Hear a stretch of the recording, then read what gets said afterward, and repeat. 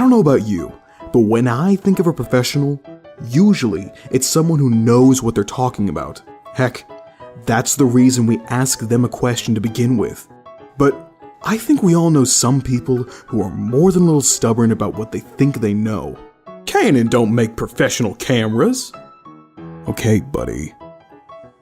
EMT went to a chest pain call out for an older guy.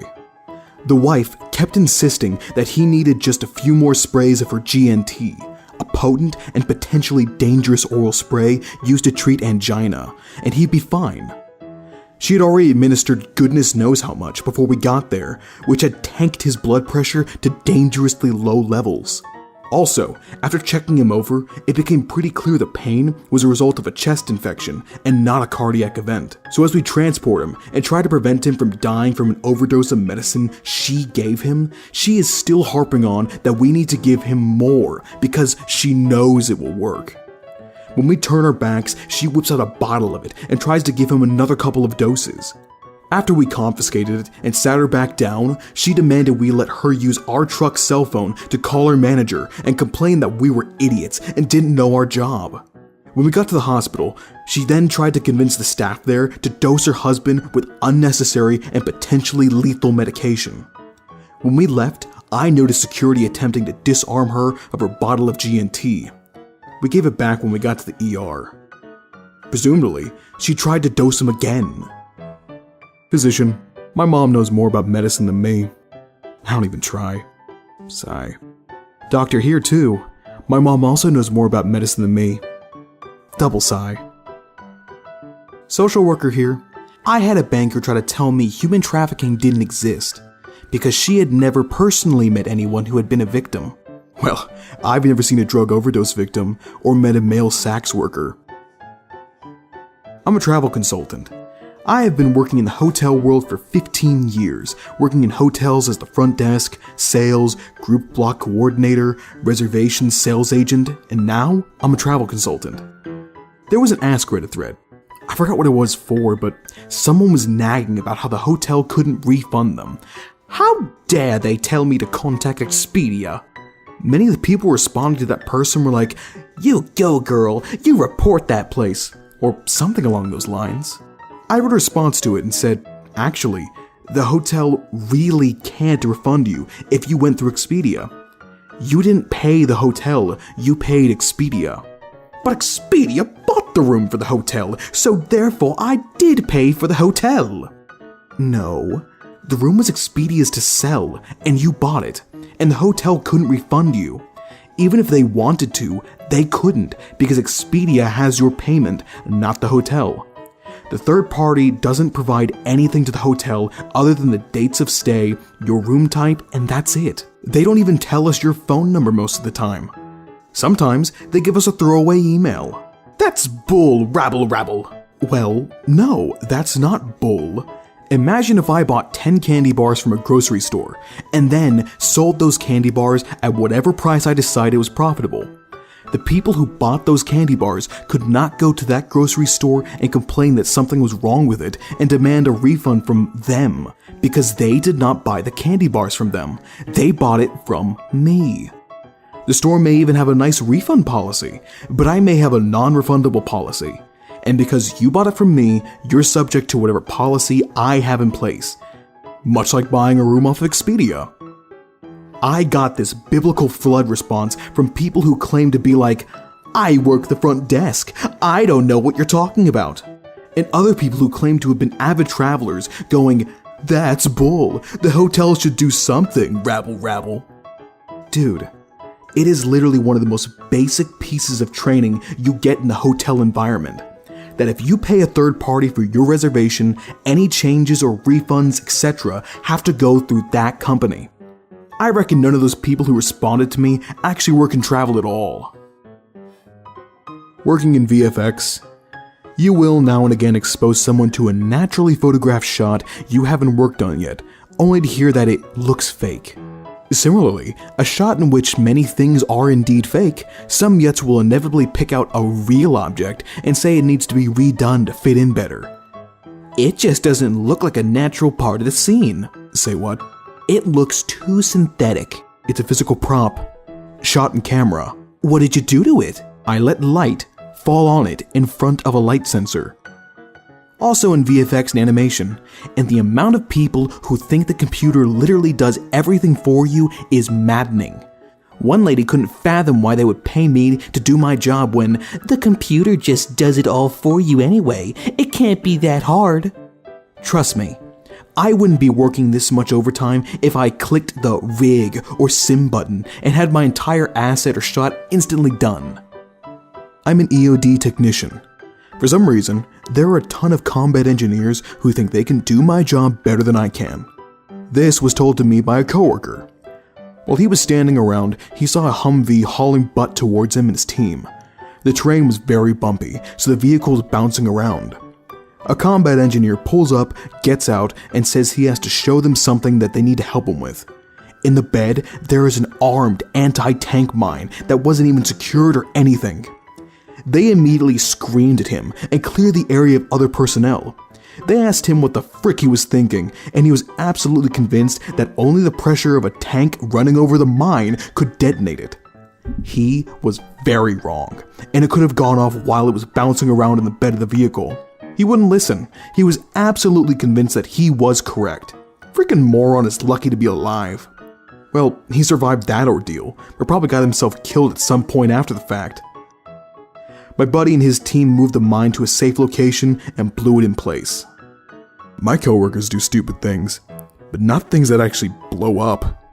Wow. I used to run a pub, and there's a classic saying, everyone knows how to do two jobs, their own and running a pub. I'm skeptical about the first one. I work for a tea shop. Before this, I worked for another tea shop in Britain. I once had a customer insist that green tea was caffeine-free. It's not, if you were wondering. I would like to clear up a few misconceptions about tea, but first I would like to state that I am not a scientist. I am in no way a scientific expert regarding tea. I have worked in the tea business for the last 6 years. I have had an extensive training and I am passionate about it. However, I admit that I do not know everything there is to know about tea. However, I do know this. All tea comes from the same plant called Camellia sinensis. The flavor properties, caffeine content changes depending on where and how it's grown, and then, more importantly, how it's processed and what changes the type of tea: black, green, yellow, oolong, puth, white, etc. Number 2, since all tea comes from the same plant, all tea has caffeine in it. That caffeine content changes based on the above methods, but also it can change every year on soil acidity, rainfall, etc. It also changes by which leaves and which parts of the plant leaves are used to make the tea. Number 3, tea has far less caffeine than coffee. Number 4, matcha tea is a green tea that is slowly grown in the shade in Japan and naturally produces more caffeine. It's finely ground, and because of that, the consumer is ingesting everything from that plant rather than just infusing tea leaves in water, which takes out some of the nutrients from the leaves. Number 4, not being a scientist, I have no idea about this rinsing a tea bag method to lower the caffeine content, but I have heard it mentioned throughout the years. However, the longer you brew your cup of tea, the more caffeine you will get out of it, so you can draw on your own conclusions there. Number 5, if you think green or white tea leaves are bitter, you're brewing it for too long. No more than 3 minutes and try to get the temperature of the water around 79 to 82 degrees Celsius, or 175 to 180 degrees Fahrenheit. If you don't have any way of telling the temperature, just let your kettle sit for a minute or two after it's boiled. Number 6, rooibos is a caffeine-free plant that's grown in South Africa. It has a very distinctive flavor that people either love or hate. Try it with honey and adding your own spices, and it is divine. Also, if you like a milky tea, ignore the snobs and drink it like you normally would with black tea. Lawyer here. Someone just told me I was a butthole because I would not answer a real estate question involving a document I have never heard of for a deal in a jurisdiction I don't practice in. Told me I had to know about it and was just being difficult. Don't worry, if you gave them an answer you didn't like, you'd still be a butthole. Medical laboratory technician here. A patient told me that the blood services in our state have him on speed dial because his blood was needed to save all newborn babies. So I said, "Oh, you must be O negative." He replied very seriously, "No, I'm O positive." When I explained to him he probably was mistaken, he got very loud and condescendingly told me he's been donating for years and that if I had paid more attention in school, I would know the basics of how blood works. I'm a freelance graphic designer. I mainly do logos for small businesses and the like, and the amount of people who ask me to give them discounts because they could do it is absolutely ridiculous. Don't even get me started on people explaining to me why me doing work for them for free will help me in the long run. I'm a mechanic by trade. A guy I know bought an older European sports car to fix up. It doesn't run, so he got it for cheap. I told him that it's definitely going to cost him way more than he thinks, and it's not going to be easy for him to do it himself. Not to mention the difficulties of finding parts for it. He would probably save money if he just bought a new one. He just blew it off and gave me some strange, twisted reasoning about how he could do it cheaper and make it better. Okay, dude, whatever. So far, he's sunk thousands of dollars into it, and it still doesn't run. I believe that it's pretty well invested into a sunk cost fallacy at this point. Bye-bye retirement fund.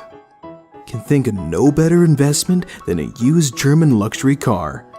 Parts are cheap, and cars like Audi are easy and even fun to service. My dad tried convincing a biology student of the importance of cryptozoology and the existence of Bigfoot. Bartender, I'm consistently amazed at how little people know about alcohol. I've gotten millions of stories, but there's one request I've been getting a lot lately. My bar has a Long Island variation. It's essentially a shot each of tequila, vodka, rum, and gin, along with a peach Snapple, Sprite, and 2 very sugary fruit juices, topped with grenadine. People are requesting this drink without the grenadine because they think that the extra sugar is gonna make them hungover. Nah man, you're hungover because you just took 4 shots and consumed 80 grams of sugar. Trust me, that less than 1/4 ounce of grenadine is not gonna make a difference.